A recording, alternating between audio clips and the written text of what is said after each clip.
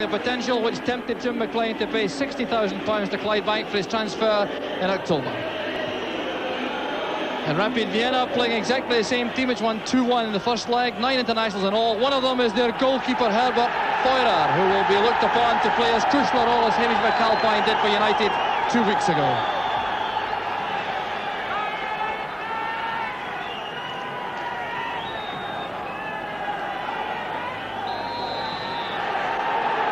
Huge crowd inside Tangerines as Rapid Vienna start the match, defending their 2-1 first leg lead.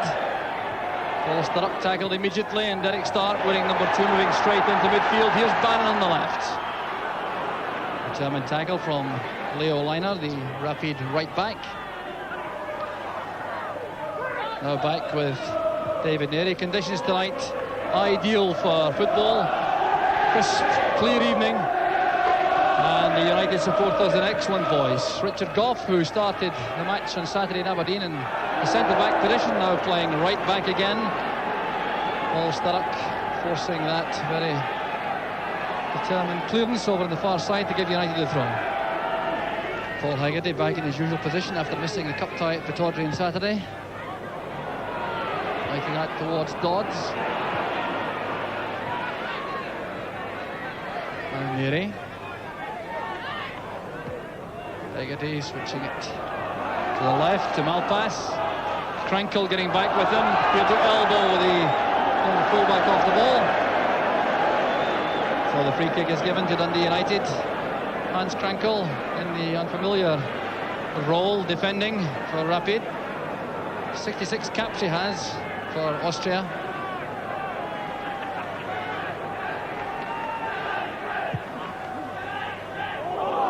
Bannon's free kick left by Coyne, but no one coming in from the far side, and that's a Rapid goal kick.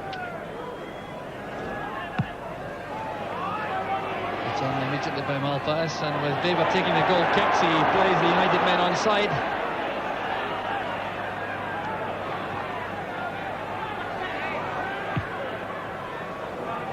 Neary at full stretch.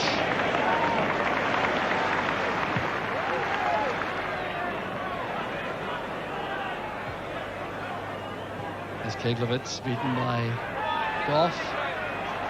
Gough going for the return from Bannon, but Keglowitz was alive to that. Take it back very smartly indeed. Now Sturrock.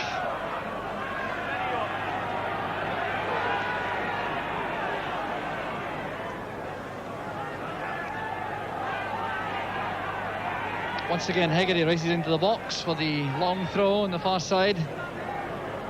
Taken by Derek Stark. Looking for Haggerty, got the touch. David Dodds challenging, Feurer in trouble. And the whistle had gone in any event. It's a free kick inside the box to Rapid Vienna. The challenge, I think, from David Dodds was the one which incurred the penalty. Keglowitz. Turning away from Malpass. Bannon getting back again, so was David Dodds. Good play from United, pulling men back whenever they lost possession, taking no chances of losing an away goal if it's avoidable. Richard Gough running straight into the tackle. The ball is retrieved for United by Sturrock. There's Dodds. Gough playing it to the wing to Billy Kirkwood. Kirkwood taking on Craigg's bar, and that's a free kick, all right. Just on the edge of the penalty box. And Kirkwood certainly had beaten his man comprehensively as he went forward. Clear free kick. So Bannon again to take the set piece. Gough and Haggerty in the box. Fine effort by Richard Gough. Splendidly saved by Feurer. Well, Richard Gough could scarcely have taken this one better. Direct from the free kick on the full volley from Bannon, but Feurer in the right position.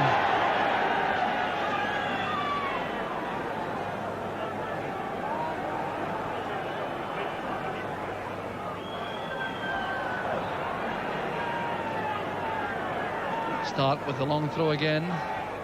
helped on by Hegarty. Goff also in the box. And Eamon Bannon getting back very quickly. The back four men in the box needing some help from midfield players. And playing it for Goff, and that little moment of hesitation on the part of Richard Goff, allowing the ball to run for the throw, but it was deflected. There's Coyne. Chance now for Stark. And Davy Dodds makes it for United. 21 minutes gone, and Dodds gets the vital goal. But Davy Dodds takes the acclaim of his colleagues and the United supporters, and that really was a bit unfortunate, that goal. The way it came about, coming from the far side, the cross in from Richard Goff. Now Stark coming on here, appeared to be caught in two minds with the shot. I'm sure he wasn't intending a pass, but Dodds didn't hang about, and Foyler had no chance at all. Levitz challenged strongly by Goff. Good ball wide for Bruchik. He was the man who has had the very bad knee injury a moment ago.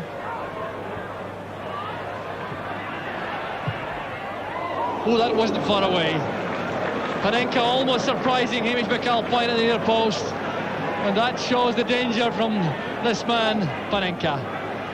Well, there appeared to be no chance at all on as the ball was played out of the danger area from Maurice Malpass. There was Panenka, spotted the chance, and look how close that was.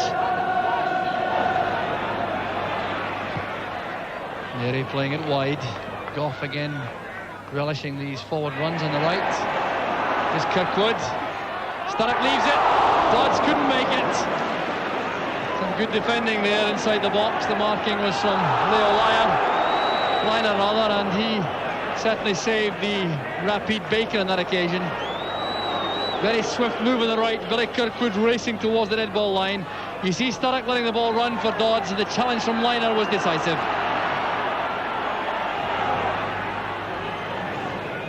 Good running again by Bruchik. Neary with him.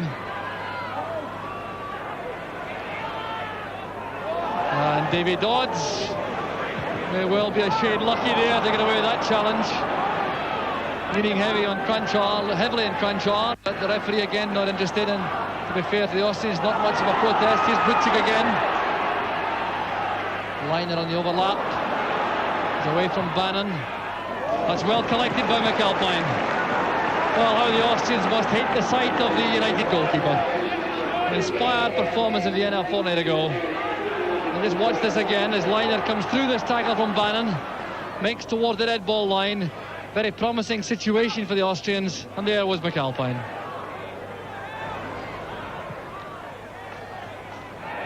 Stark getting the ball wide again for the Kirkwood, and that's the corner kick. Happily accepted by Kirkwood, playing in that right flank role normally occupied by Ralph Milne.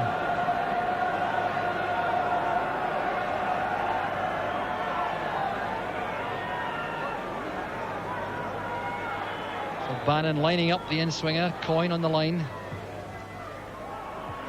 Hegarty beaten to it by Weber. So Richard Goff and Paul Hegarty have another opportunity from the second corner kick. Hans Krenkel back in the box to help his defence as Bannon swings it across. Foyer's punch out. Kirkwood back towards Bannon. Coyne! He snatched it. Tommy Coyne certainly had the opportunity on that cross, although you must give credit to Herbert Weber. I'm sure we'll see that on the replay. Punch out from Foyler, a good header this, and Kirkwood back into the path of Bannon. Now as the ball comes across, it falls kindly for Tommy Coyne. Now look how quickly Weber comes to block the shot. Craig Isbauer making the run from the back, the number 4. Keglowitz in space. United a bit stretched. All the way across now for Krenkel to return. And Bruchik had a shooting chance from Goff's header. Keglevitz.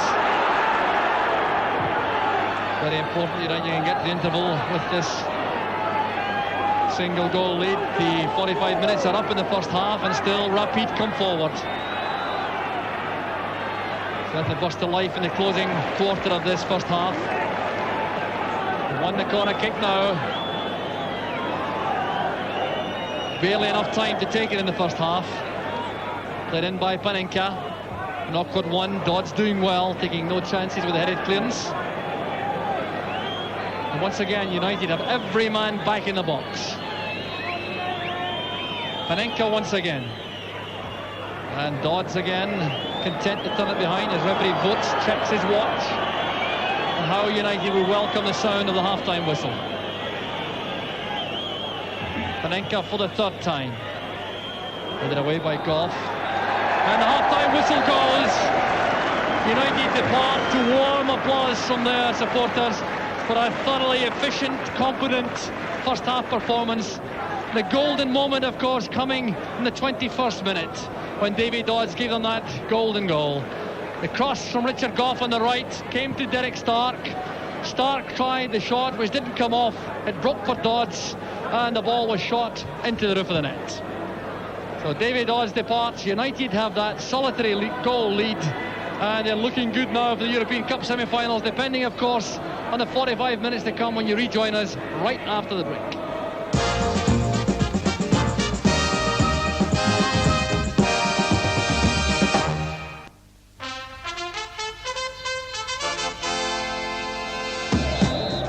United get the second half underway, and Rapid Vienna have made a change at the interval. Number 12 has come on. That's Gerald Vilforth, who's come on in place of Zlatko Kranjčar, who played in the first half wearing number 7. So it's Vilforth for Kranjčar, and that was a change which was made. Well, Vilforth came on rather in the first leg in Vienna and was impressive on that occasion. So obviously the Austrians hoping he can do the same again. Dundee United at half-time must have been content, but they also would have a difficult tactical problem. Now that they have the match in hand, they have to decide whether to keep pressing forward for more goals to clinch the tie, or whether they should try to tie things up and hold what they have. Well, we'll soon see what Jim McLean has in mind. I've no doubt he's mindful of the fact that Rapid have scored in both their away legs in the European Cup already this season. On one occasion against Bohemians, their away goal took them through to this round. They lost 3-1 to Nantes away from home, and they lost 2-1 to Bohemians. And on both occasions have done enough at home to make it through. So one goal for Rapid would clearly change the complexion of the whole match. So United with the free kick. David Neary will take it. Richard Goff heading it across, and Feurer collects. That certainly has encouraged the United supporters. Gargar in front of Paul Sturrock. Sturrock again. Bring it back for Stark. Oh, that wasn't far away again. Derek Stark certainly getting a sense for goal. Played across by Sturrock. Stark hitting it firmly and positively towards the right-hand post, and Feurer happy to see it go wide.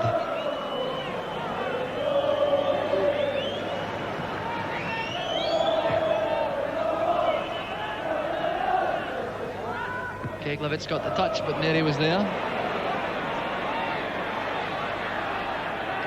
Bannon content to accept the throw. It's for Sturrock. Once again, Gargarin heavily at the back. Sturrock taking more punishment.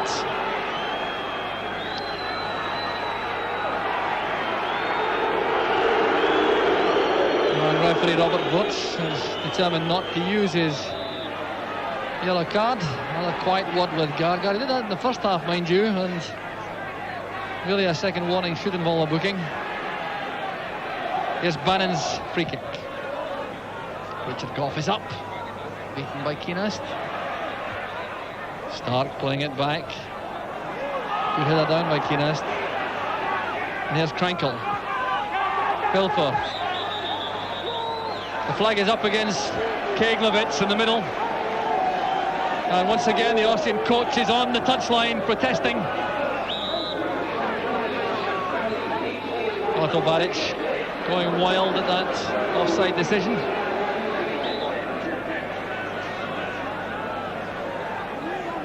Richard Goff with the free kick. David Odds going for it. Bannon challenging.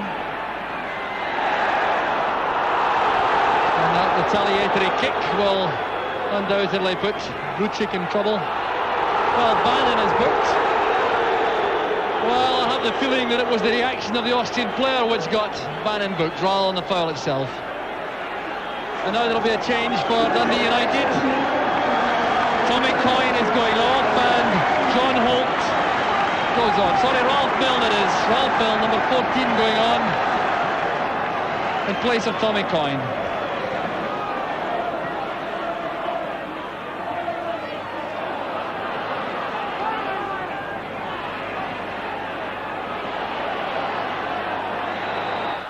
David Odds penalised for that late challenge.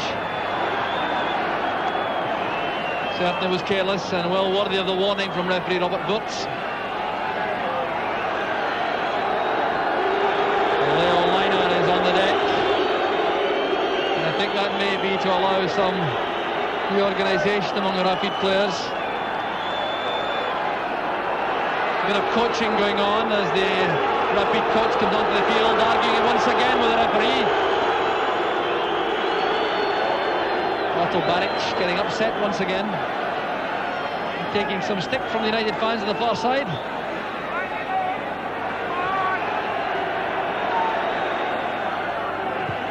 Regisbauer playing it forward. Keglowitz has got great pace, but he won't catch that.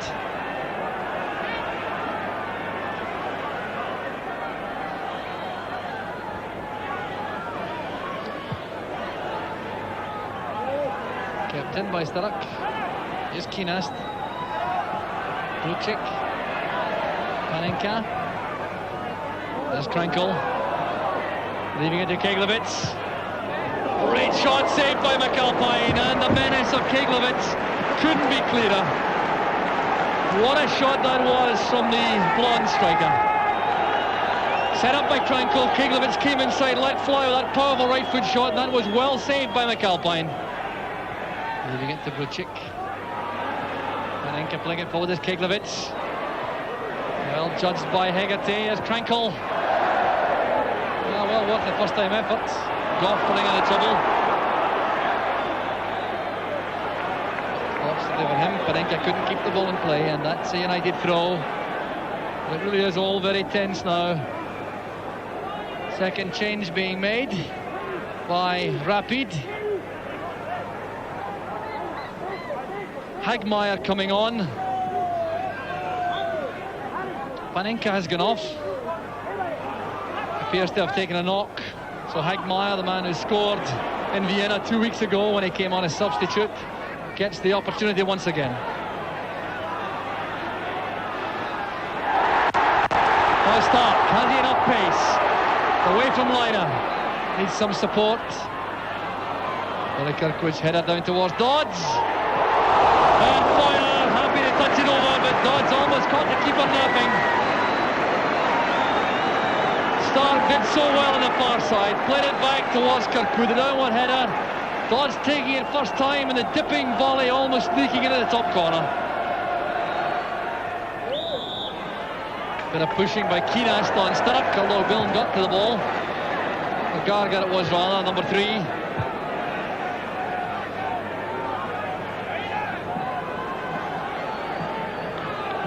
So United's free kick. Once again, the men in the back going up, Goff and Hegarty. How United would welcome a second goal to take some of the strain off. Bannon the short one this time towards Sturrock. This is Milne. Swerving in fire and almost catching out the Austrian keeper. Well, what a shot that was from Ralph Milne. Stepping inside, a left foot shot, swerving and dipping, and Foyler did very well indeed. Gargar hasn't been seen in attack, the under-21 international.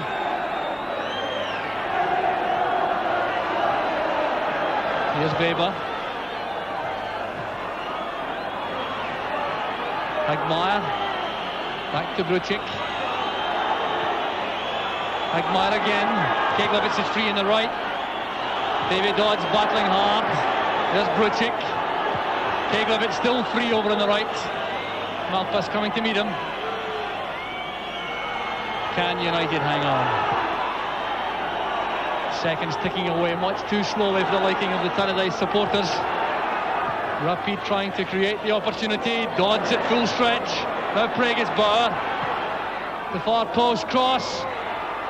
And the header goes wide to the relief of Hamish McAlpine, although he did appear to have the ball covered.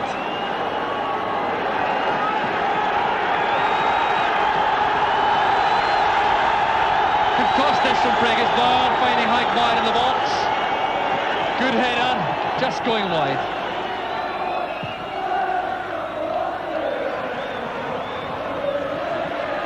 Here's David Dodds, now Milne.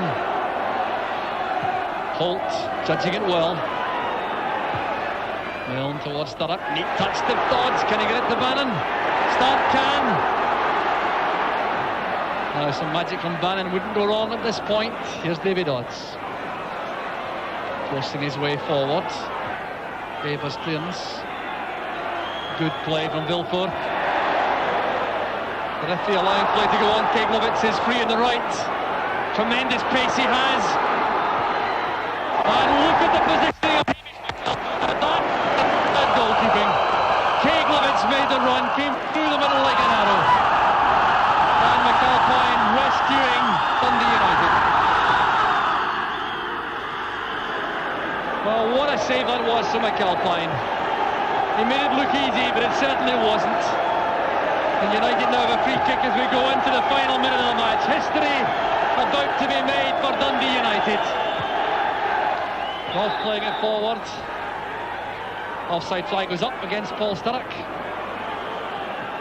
So free kick now to Rapid.